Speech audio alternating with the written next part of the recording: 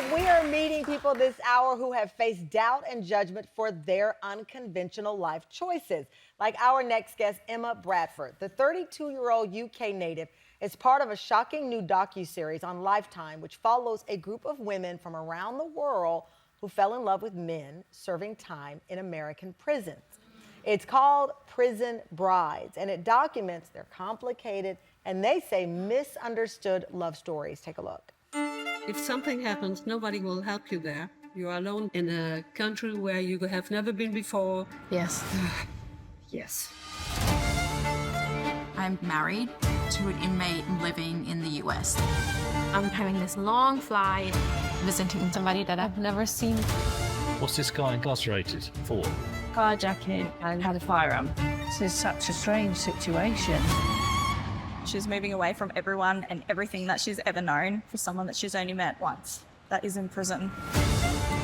I was sentenced to 50 years for aggravated robbery. Why am I doing this? When I get out of here, we will create a life together. They've never lived a day together on the outside world. I'm getting married. Oh, I feel sick. Wow. Emma Bradford, one of the brides featured, joins us now. Thank you. I can tell, I know my Tam fam well, and I can tell by the applause, they're not sure how to feel about this, and this is why. There are a lot of shows here in the United States. I used to work at a network that really paid its bills because they had a lot of prison shows at the end of it. Right.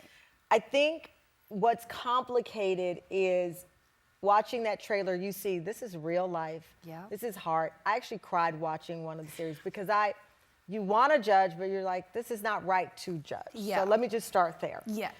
You're from England. Yeah. That is where you were living in 2021, and you Yeah. started a pen pal correspondence with a man named Curtis. That's right, yeah. Curtis is currently serving a 7-year prison sentence for carjacking. That's right. First question is, how did you guys find each other? Well, I was actually watching a documentary on Netflix. It was called 60 Days In, and there was a lady that met her husband on Write a Prisoner. So I was like, what is Write a Prisoner? So off I go onto the website, and I found Kurt, and I just wanted to ask some questions because prison in America is a lot different from England. So when I was watching this documentary, I was like, whoa. So off I go, I wrote him some questions. Like, So you hi. reached out of curiosity about prison systems. Why were you naturally curious about that? It was just a lot. If Kurt had done his crime in England, he would not be in jail for 7 years. So that was all like, whoa, 7 years for that? So it was more from a social justice angle that you were reaching in. Yeah. Now, we actually, I think, have a picture of Curtis. He's not a bad-looking guy. So, Can you see why I'm waiting? Well, so here's the thing. You go online, right, social justice, then you see a handsome guy. Yeah. You stop on that and you reach out and you start chatting. Yeah.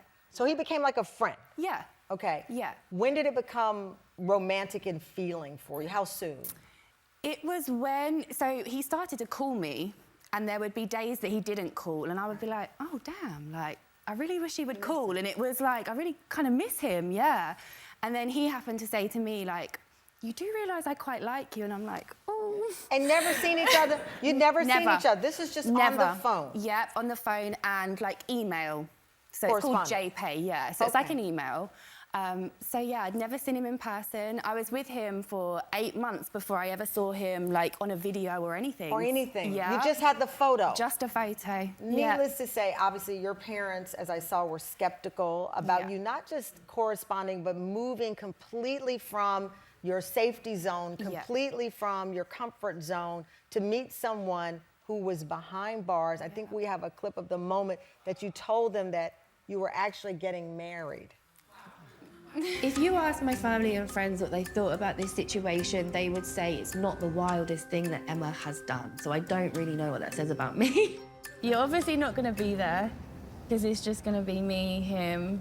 His mum has to come because I have to have witnesses. This way we get to do like the spousal visa, so I can be there obviously when he comes out, and then I don't have to do long distance. I would really like to have a proper wedding, like, and have you guys come out to the States, obviously when he's home, but right now... Will that happen, do you think? Yeah, that will happen. But right now, this is the way that it's got to be. It's the way it's got to be. This is a judgment-free zone, but this is real talk as Yeah. well. People will say he's using her. He's Yeah. getting money on his books. Yeah. I mean, I've been a crime reporter for 30 years. Yeah.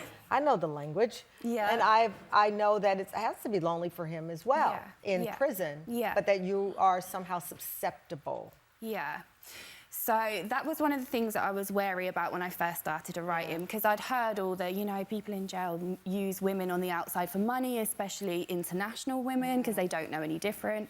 So when I actually did meet him, I was like, right, these are the things that I'm not going to do. We're not going to be sending money. And I quickly made my boundaries. Oh, so you were like, no money coming from this home? Okay, good. No. I like that you said that off the top. Yeah, not from here.